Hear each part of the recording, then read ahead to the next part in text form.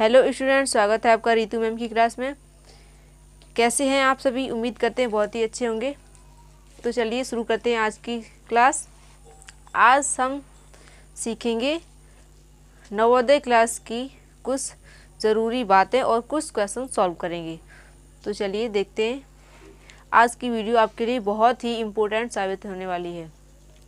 देखिए यहाँ पर ये नवोदय की 2 पुस्तकें दी हुई हैं। एक सन 2023 की है और एक सन 2024 की है। ठीक है, ये परीक्षा 5th क्लास वाले स्टूडेंट्स देते हैं। ठीक है, जो स्टूडेंट्स 5th क्लास में पढ़ते हैं और वो नवोदय स्कूल में जाना चाहते हैं 6th क्लास में, तो उनका एडमिशन 6th क्लास में नवोदय स्कूल में होता है, यदि वो क्लास 5th की नवोदय परीक्षा को पास करते हैं तो। ठीक है, तो देखिए ये जो है सन 2024 की, इसमें हम देखेंगे कुछ ज़रूरी बातें और कुछ क्वेश्चन भी सॉल्व करेंगे। देखिए यहाँ पर ये विषय सूची दी हुई है। पहले मानसिक योग्यता परीक्षण होता है। ठीक है, इसमें 10 चैप्टर हैं और अंकगणितीय परीक्षा मतलब कि गणित के ये चैप्टर हैं। उसके बाद हिंदी भाषा परीक्षण। ठीक है, ये 3 मतलब कि 3 सब्जेक्ट होते हैं, रीजनिंग, गणित और हिंदी।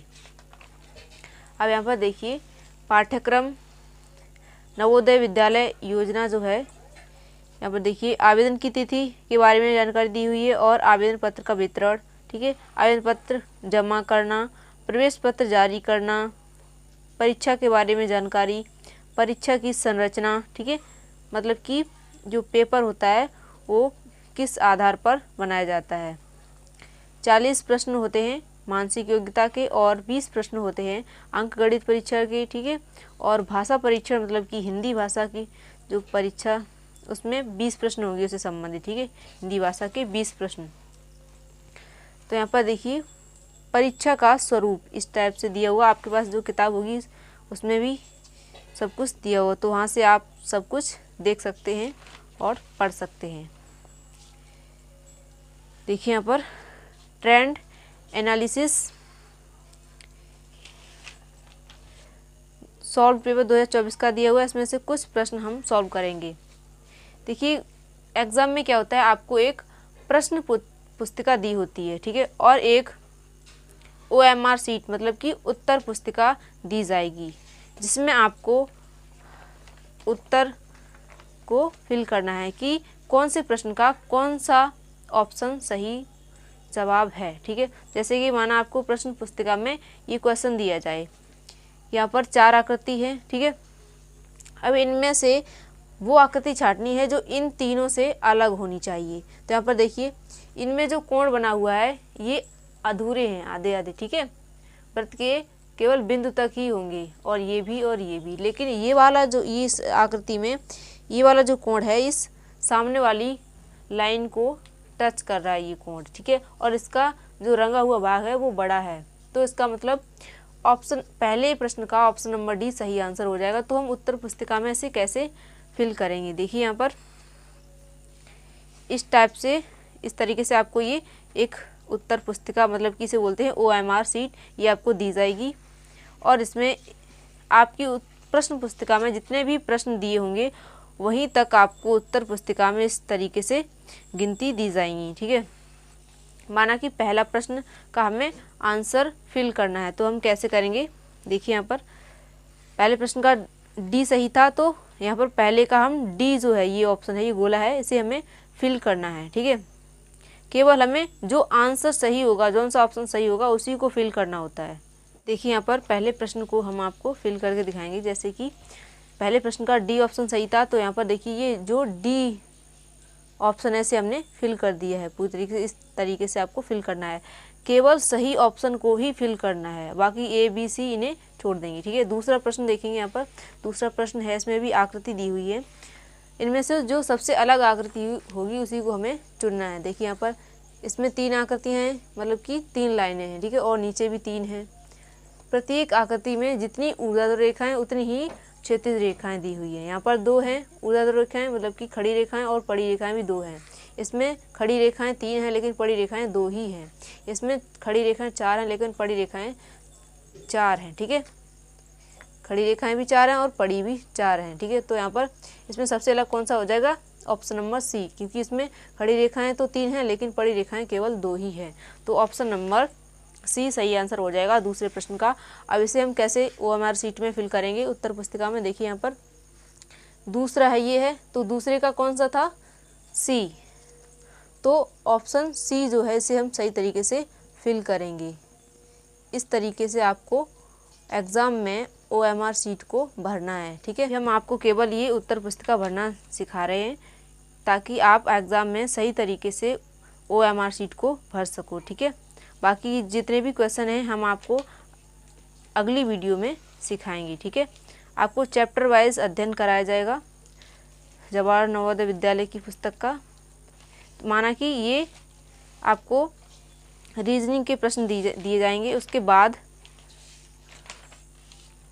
यहाँ पर अंकगणित परीक्षण, मतलब कि फिर उसके बाद अंकगणित के क्वेश्चन दिए जाएंगे। उनको भी आपको सही तरीके से पढ़ने के बाद जो आपको रफ कार्य दिया होता है उस पर आपको सॉल्व करना है, यदि ज़्यादा ही ज़रूरत है सॉल्व करने की। ठीक है, अगर डायरेक्ट क्वेश्चन सॉल्व कर सकते हो तो डायरेक्ट कर सकते हो। ठीक है, और रफ कार्य के लिए आपको एक पेज दिया होता है प्रश्न पुस्तिका में ही। ठीक है, पीछे जिस तरीके से यहाँ पर देखिए ये एग्ज़ाम पेपर है, इसके बाद यहाँ पर देखिए जैसे ये मैंने यहाँ पर ये मेरा दूसरा पेपर है, जवाहर नवोदय का नहीं है। ठीक है, तो यहाँ पर इस पेज पर आप रफ कार्य कर सकते हैं। ठीक है,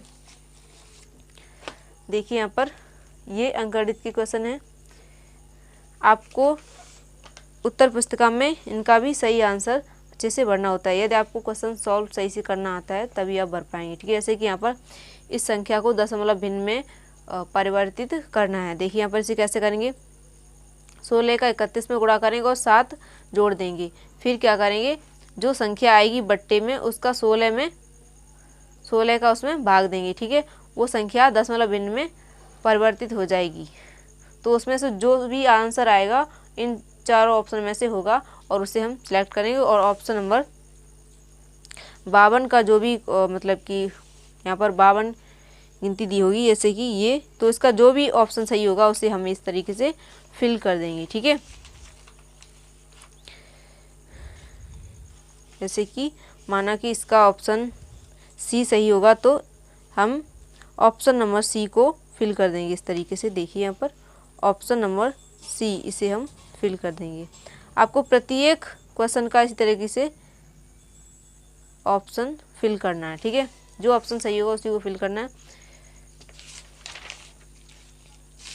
ठीक है, उसी क्वेश्चन पुस्तिका में आपको प्रत्येक जो 3 सब्जेक्ट होते हैं, रीजनिंग, गणित और हिंदी परीक्षण। ठीक है, तो सभी के क्वेश्चन दिए जाएंगे और यहाँ पर आगे ये भी समझाया गया कि किस सब्जेक्ट के कितने क्वेश्चन दिए जाएंगे। ठीक है, माना कि आपको हिंदी का क्वेश्चन दिया गया है, यहाँ पर देखिए कुछ प्रश्न दिए हुए हैं।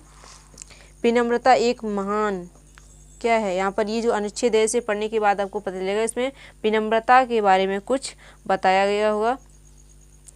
इसके आधार पर आपको यहाँ पर ये इन 4 ऑप्शन में से फिल करना है। ठीक है, इसमें नहीं फिल करना होता है प्रश्न पुस्तिका में, इसमें उत्तर पुस्तिका में OMR शीट में भरना होता है। माना कि इसका विनम्रता एक गुण है। ठीक है, महान गुण है, मान लो इसका ऑप्शन ए सही है। तो यहाँ पर 66वें प्रश्न का यहाँ पर ये 66 जो काउंटिंग लिखी है उसके ऑप्शन ए को फिल करेंगे। ठीक है, इसका ऑप्शन नंबर ए सही था तो इसे हम सही तरीके से फिल करेंगे बिल्कुल क्लियरली। इस तरीके से ये सारे प्रश्न आपको हल करने हैं। ठीक है, उम्मीद करते हैं कि आज की ये वीडियो आपके लिए बहुत ही महत्वपूर्ण होगी। तो अगर वीडियो पसंद आए तो लाइक करो। अगर आपको ज़रा भी कुछ जानकारी प्राप्त करनी है तो आप कमेंट में पूछ सकते हो।